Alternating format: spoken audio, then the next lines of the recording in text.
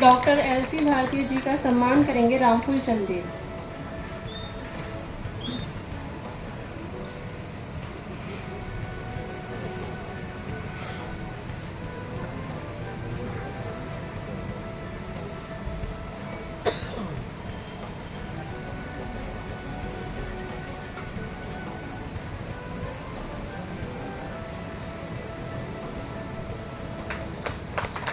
श्री शरद गौड़ का सम्मान करेंगे रामफूल मीना। Doctor L C. भारती, सदस्य भारतीय प्रेस परिषद नई दिल्ली। आज के कार्यक्रम के विशिष्ट अतिथि माननीय जे.पी. मल साहब, पूर्व IAS, माननीय B.L. नवल साहब, पूर्व IAS, माननीय दौलत राम जी अटल, IPS, इकराम राजस्थानी, जिनके नाम की गूंज पूरी दुनिया में गूंजती हैं, आवाज़ के बेताज बादशाह, जो हमारे आकाशवाणी केंद्र जयपुर के निर्देशक रहे। इन्होंने काफ़ी गीत फिल्में लिखी हैं। और डॉक्टर R. सांवरिया, जो प्रमुख समाज सेवी है। मैं आज के कार्यक्रम के विशिष्ट अतिथि शरद गौड़ जी से निवेदन करूंगा कि स्थान ग्रहण करें।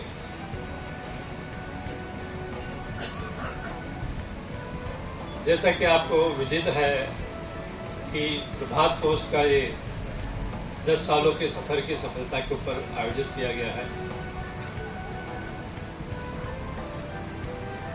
यूँ तो काफ़ी अखबार निकल रहे हैं और हर अखबारों का अलग अलग उद्देश्य होता है। कुछ अखबारों का उद्देश्य अपनी जातियों के लिए होता है, कुछ अखबारों का उद्देश्य अपनी पार्टियों के लिए होता है, कुछ अखबारों का उद्देश्य अपने समाज के लिए होता है, कुछ अखबारों का उद्देश्य आर्थिक जगत को प्रभावित करने के लिए होता है। हमारे शरीर का अगर कोई अंग खराब होता है तो हम 100% हमारे शरीर का सदुपयोग नहीं कर सकते, काम नहीं कर सकते। ठीक उसी प्रकार इस दुनिया की जो आधी आबादी है, जो हमारी महिलाएं हैं, उनको मुख्य धारा में लाने के लिए हमने ये बीड़ा उठाया है। संविधान निर्माता डॉक्टर अम्बेडकर ने कहा है कि मैं किसी भी समाज की जागृति का आकलन उस समाज में महिलाओं की प्रगति से करता हूँ।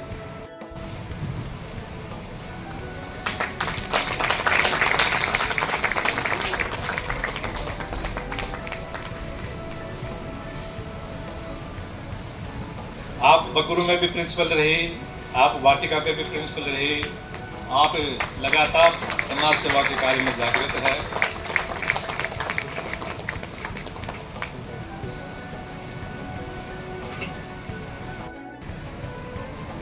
इस साप्ताहिक अंक वाले समाचार पत्र को आज 10 वर्ष पूरे हो रहे हैं। उस उपलक्ष्य में ये आज कार्यक्रम हो रहा है।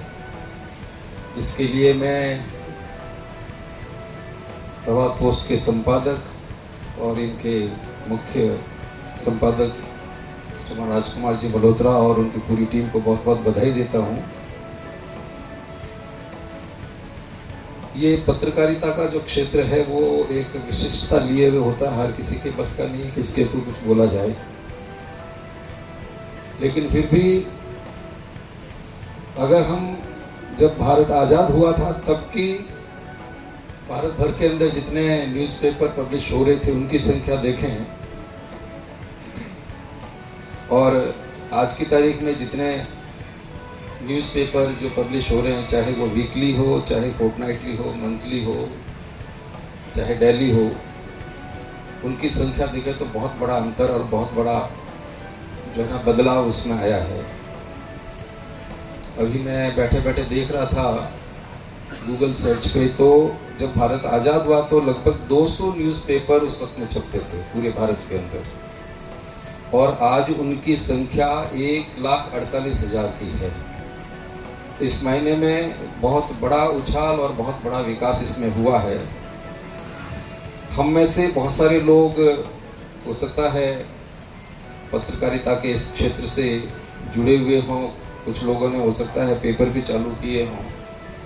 सबसे कठिन काम है किसी भी न्यूज़पेपर को चालू करना और चालू करने के बाद में उसको कायम रखना, ये बहुत ही मुश्किल काम है। मुश्किल नहीं, बहुत स्कॉलरशिप है, जितने भी स्कॉलरशिप है उसमें 50% विदेश जाने के लिए महिलाओं को हो, और उस 50% महिलाओं में वर्टिकल और हॉरिजॉन्टल उसमें आरक्षण होना चाहिए।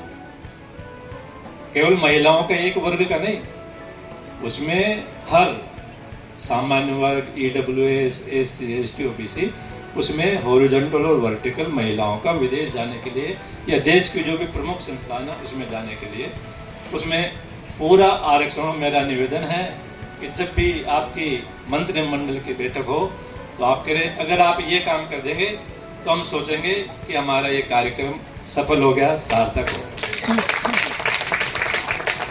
फोन करती है अपने पीयर में, अपने जहाँ भी उनके रिश्तेदार होते थे वहाँ पे, और पूरे गांव में एक तरह से एक शादी का माहौल होता है। हमारे विधायक महोदय सोलंकी साहब भी बैठे हैं, मैं तो कुछ अपने एक्सपीरियंस ऐसे ही शेयर करना चाह रही थी। तो पूरे गांव में एक तरह से शादी का माहौल होता था, और अभी भी जब चुनाव होते हैं तो उसी तरह माहौल होता है। पूरे सभी लोग मिलकर जो है इस तरह का प्रयास करते हैं। पूरा परिवार होता है, परिवार तो खैर होता ही है, लेकिन पूरे सभी जो हमारे सगे संबंधी और पूरा मतलब पूरा गांव हमारा एक तरफा होता है। 4 बार मैंने चुनाव लड़ा है, 2 बार और हमारे परिवार वालों ने लड़ा है। लगातार उन लोगों का यही प्रयास रहता है और अपने आप को बहुत ही गौरवान्वित महसूस करते हैं कि हमारे गांव के व्यक्ति, हमारी गांव की जो बहू है वो आज राजस्थान सरकार में भी जो है प्रतिनिधित्व करती है। और मेरा भी ये दायित्व होता है कि जो है अपने वहाँ के लोगों के लिए क्या काम कर सकूं। लेकिन चूंकि अब राजस्थान सरकार के अंदर भी मुझे मौका मिला है, और जैसा कि समाज की भी अपेक्षाएं हैं और हमारी महिला वर्ग की भी बहुत ज़्यादा अपेक्षाएं हैं, तो निश्चित रूप से जो है महिला वर्ग के लिए हम लोग ज़्यादा से ज़्यादा किस तरह से उनके सशक्तिकरण को आगे बढ़ाने का काम कर सकते हैं। हमारे संविधान के तहत जो उनको आर्थिक, सामाजिक और राजनीतिक आधार पर, चाहे वो न्याय हो, स्वतंत्रता हो या समता हो या बंधुत्व के जो हमारे प्रावधान किए गए हैं, उन्हीं को साथ में आगे बढ़ाते हुए महिलाओं के विकास को, महिलाओं को मुख्य धारा में जोड़ने के प्रयास करने का राजस्थान सरकार भी प्रतिबद्ध है। और हमारा भी ये प्रयास किया जाएगा कि किस तरह से जो है हम महिलाओं को समाज के केंद्र में रखकर उनका किस तरह से विकास किया जाए। जिस तरह से अभी मंच से भी बात हो रही थी, और हम लोग भी जानते हैं कि उतना हम लोग महिलाओं को उतना हम समानता पूर्वक नहीं अधिकार दे पाए, उनको समाज में नहीं जोड़ पाए हैं। क्योंकि आज भी यदि हम रिकॉर्ड उठाकर देखें, कई आंकड़े उठाकर देखें, तो हर चौथी बालिका जो होती है उसको 10वीं के बाद अपनी पढ़ाई छोड़ देते हैं। हमारे सामने ऐसा लग रहा था कि हम सब एक लेक्चर थिएटर में बैठे हैं, कोई प्रोफेसर हमको ज्ञान दे रही है। गजब कर दिया, शुद्ध हिंदी, एक एक शब्द को तौल और सतोल करके बोल रही थी। मैंने आज तक किसी राजनेता का ऐसा भाषण नहीं सुना। पॉलिटिशियन कभी भी छानी के विषय पर नहीं बोलते। मैडम ने पूरा केंद्र महिला बाल विकास को रखा और बहुत अच्छी बात बताई, और कैसे वो चुनाव जीती, कैसे उन्होंने परिवार का सहयोग लिया, ये मंत्र भी उन्होंने दिया।